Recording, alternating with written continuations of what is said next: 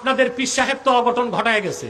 ইউনুস সাহেব যারে পীর সাহেব বানাইছিলেন, আমি 5 তারিখের পরেই বলেছিলাম কোন সুদের কারিগর দিয়া ভালো কাজ হইতে পারে না।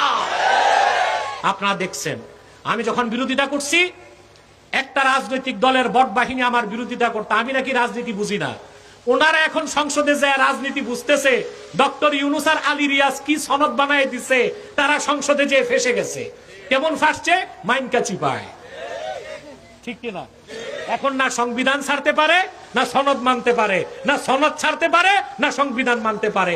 এ ছিল সুদখোরের বাংলাদেশের মানুষের প্রতি একটি অভিশাপ।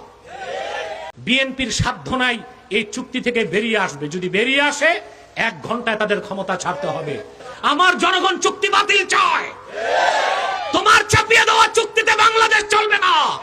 বাংলাদেশ স্বাধীনভাবে তার সিদ্ধান্ত নিবে। ভারতের